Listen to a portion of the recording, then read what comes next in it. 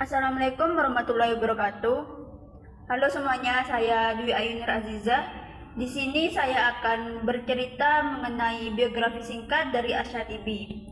Asyatibi yang bernama lengkap Abu Ishaq bin Musa bin Muhammad Al-Lakimi Al-Galmati Asyatibi merupakan salah seorang cendekiawan muslim yang belum banyak diketahui latar belakang kehidupannya. Yang jelas, ia berasal dari suku Arab Lakimi. Perlu kalian semua ketahui, nama Asyatibi ini dinisbatkan ke daerah asal keluarganya, yaitu Syatibah yang terletak di kawasan Spanyol bagian timur. Asyatibi dibesarkan dan memperoleh seluruh pendidikannya di kota Nasr, yaitu Granada yang merupakan benteng terakhir umat Islam di Spanyol. Masa muda dari Asyatibi ini bertepatan dengan masa pemerintahan Sultan Muhammad V, yaitu Al-Ghani Billah, yang merupakan masa keemasan umat Islam setempat. Karena Granada menjadi pusat kegiatan ilmiah dengan berdirinya Universitas Granada.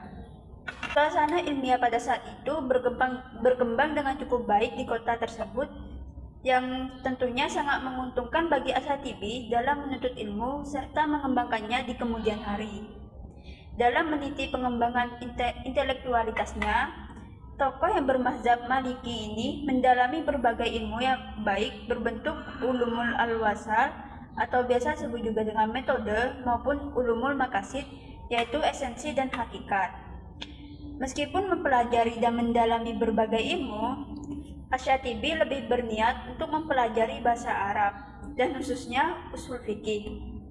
Ketertarikannya terhadap ilmu usul fikih karena menurutnya metodologi dan falsafah fikih Islam merupakan faktor yang sangat menentukan kekuatan dan kelemahan fikih dalam menanggapi perubahan sosial. Setelah memperoleh ilmu pengetahuan yang memadai, selanjutnya Asyatibi mengembangkan potensi keilmuannya dengan mengajarkan kepada para generasi berikutnya seperti Abu Yahya bin Hashim, Abu Bakar Al-Qadi, dan Abu Abdillah Al-Bayani. Di samping itu juga Asyatibi mewarisi karya-karya ilmiahnya, seperti yang pertama ada Syekh Jaili al-Mulasha fi al-Nahwa dan Usul al-Syariah al-Istisham dalam bidang usul fikih. Dan pada akhirnya Asyatibi wafat pada tanggal 8 Sya'ban 790 Hijriah atau 1388 Masehi. Setelah kita membahas mengenai biografi singkat dari Asyatibi, selanjutnya yaitu kita membahas mengenai apa itu pemikiran ekonomi pada masa Asyatibi. Nah, di sini pemikiran ekonomi pada masa Asyatibi dibedakan menjadi dua bagian, yaitu objek kepemilikan dan yang kedua pajak. Selanjutnya yaitu kita bahas yang pertama, yaitu objek kepemilikan. Pada dasarnya, Asyatibi mengakui hak milik dari semua individu. Namun, ia menolak kepemilikan individu terhadap setiap sumber daya yang dapat menguasai hajat hidup banyak orang. Asyatibi menegaskan bahwasannya air bukanlah objek kepemilikan dan penggunaannya tidak bisa dimiliki oleh seorang pun. Dalam hal ini, yang membedakan dua macam air yaitu air yang tidak dapat dijadikan objek kepemilikan seperti air sungai, dan air yang bisa dijadikan sebagai objek kepemilikan seperti yang dibeli atau termasuk bagian dari sebidang tanah milik individu. Jadi, objek kepemilikan seperti air, udara, dan bumi tidak dapat diklaim milik individu. Sedangkan kepemilikan yang dianggap milik individu ialah hal yang diperoleh dengan cara dibeli, contohnya seperti baju, rumah, dan tanah. Selanjutnya yaitu pemikiran ekonomi yang kedua, pajak. Dalam pandangan Asyatibi, pemungutan pajak harus dilihat dari sudut pandang maslahah atau kepentingan umat. Dengan mengutip pendapat para pendahulunya seperti Al-Ghazali dan Ibnu Al-Fara yang menyatakan bahwa pemeliharaan kepentingan umum secara esensial adalah tanggung jawab masyarakat. Dalam kondisi ini tidak mampu melaksanakan tanggung jawab tersebut. Masyarakat bisa mengalihkan kepada Baitul Mal serta menyumbangkan sebagian kekayaan mereka sendiri untuk tujuan tersebut. Oleh karena itu, pemerintah dapat mengandalkan pajak-pajak baru terhadap rakyatnya, sekalipun pajak tersebut belum pernah dikenal dalam sejarah Islam. Pembahasan selanjutnya akan dilanjutkan oleh rekan saya, yaitu Imamatus Solihah. Halo, tanpa salam kembali. Saya Imamatus Solihah. Saya akan melanjutkan penjelasan teman saya mengenai pemikiran Asy-Syaitibi. Yang kedua, maqasid syariah dalam pemikiran ekonomi Asy-Syaitibi. Secara bahasa, maqasid syariah terdiri dari dua kata, yakni maqasid dan asyariah.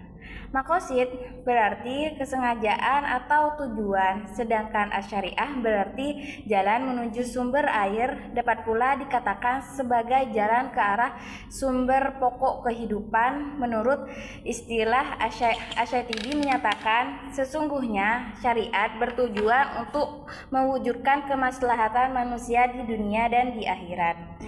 Asy-Syaitibi membagi maqasid menjadi 3 tingkatan, yaitu daruriyat, hajiyat, dan tahsiniyat. Yang pertama, daruriyat. Maqasid ini adalah landasan untuk menegakkan kesejahteraan manusia di dunia dan akhirat, mencakup pemeliharaan agama, jiwa, akal, keturunan, dan harta. Mengabaikannya akan menyebabkan kerusakan di bumi dan kerugian di akhirat. Contohnya, rukun Islam dan larangan mencuri. Hal ini merupakan salah satu bentuk pemeliharaan eksistensi agama dan jiwa serta pelindungan terhadap eksistensi harta. Yang kedua, haliyat. Maqasid ini bertujuan untuk memudahkan kehidupan dan menghilangkan kesulitan, serta menjaga 5 unsur pokok kehidupan manusia. Contohnya, kebolehan melaksanakan akad mudharabah, musaqat, muzara'ah, dan ba'i salam, serta berbagai aktivitas ekonomi lainnya. Yang terakhir, tahsiniyat. Tujuan maqasid ketiga ini adalah menyempurnakan pemeliharaan 5 unsur pokok kehidupan manusia. Ia bertindak sebagai pelengkap, penerang, dan penghias kehidupan, bukan untuk menghilangkan kesulitan. Contohnya, termasuk kehalusan dalam berbicara dan bertindak serta peningkatan kualitas produksi dan pekerjaan. Konsep maqasid syariah jelas bahwa dalam pandangan Asy-Syaitibi, inisiatif dan ikhtiar manusia sangat berpengaruh dalam pemenuhan kebutuhan manusia itu sendiri, baik di dunia maupun di akhirat. Terima kasih. Halo, tanpa salam kembali, saya Dianatul Ma'awina akan sedikit menjelaskan tentang relevansi pemikiran ekonomi Asy-Syaitibi di Indonesia. Pemikiran ekonomi Asy-Syaitibi, seorang ulama pemikir muslim dari abad ke-14, sangat relevan dalam konteks ekonomi di Indonesia saat ini. Konsep-konsep yang diangkat Asy-Syaitibi di sini khususnya mengenai keadilan sosial, kesejahteraan masyarakat, dan etika dalam berbisnis, menawarkan perspektif yang penting bagi pembangunan ekonomi yang berkelanjutan. Adapun beberapa poin yang menjelaskan relevansi pemikiran Asy-Syaitibi di Indonesia. Yang pertama, prinsip keadilan sosial. Nah, Asy-Syaitibi menekankan pentingnya keadilan sosial dalam ekonomi. Dalam konteks Indonesia yang memiliki beragam isu sosial dan ekonomi seperti ketimpangan pendapatan dan kemiskinan, prinsip ini sangat relevan. Nah, pemikiran Asy-Syaitibi dapat dijadikan dasar untuk merumuskan kebijakan yang lebih adil, bagaimana pendistribusian kekayaan yang dapat dilakukan dengan cara yang lebih merata dan berkelanjutan. Yang kedua, kesejahteraan umum. Asy-Syaitibi di sini fokus pada tujuan ekonomi untuk mencapai kesejahteraan umum. Di Indonesia, upaya untuk meningkatkan kesejahteraan masyarakat melalui program-program sosial dan ekonomi yang inklusif dapat berpedoman pada prinsip-prinsip yang diusungnya. Kebijakan yang mengutamakan pengentasan kemiskinan dan peningkatan akses pendidikan dan kesehatan sangat sejalan dengan pemikiran ini. Yang ketiga, etika dalam bisnis. Dalam ajaran Asy-Syaitibi, etika sangat penting dalam praktik ekonomi. Indonesia yang sedang bertransisi menuju ekonomi yang lebih berkelanjutan dan etis dapat mengambil manfaat dari pendekatan Asy-Syaitibi terhadap bisnis yang bertanggung jawab. Ini termasuk transparansi, kejujuran, dan tanggung jawab sosial perusahaan yang dapat membantu membangun kepercayaan masyarakat terhadap dunia usaha. Dan yang keempat, pembangunan berkelanjutan.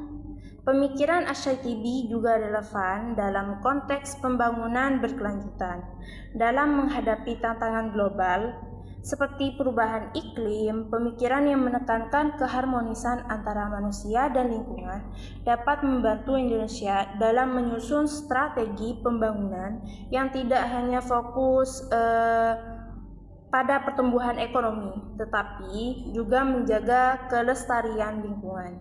Yang terakhir, integrasi nilai-nilai Islam dalam ekonomi. Di sini Indonesia sebagai negara dengan mayoritas penduduknya beragama Islam dapat memanfaatkan pemikiran Asy-Syaitibi untuk mengintegrasikan nilai-nilai Islam ke dalam sistem ekonomi. Hal ini dapat menciptakan model ekonomi yang lebih sesuai dengan prinsip-prinsip syariah seperti keadilan, solidaritas, dan tanggung jawab sosial. Kesimpulan dari 5 relevansi di atas, yakni pemikiran ekonomi Asy-Syaitibi memiliki relevansi yang signifikan dalam konteks Indonesia saat ini. Dalam mengadopsi prinsip-prinsip keadilan sosial, kesejahteraan umum, etika dalam berbisnis, dan pembangunan berkelanjutan, Indonesia dapat menciptakan sistem ekonomi yang lebih inklusif dan berkeadilan.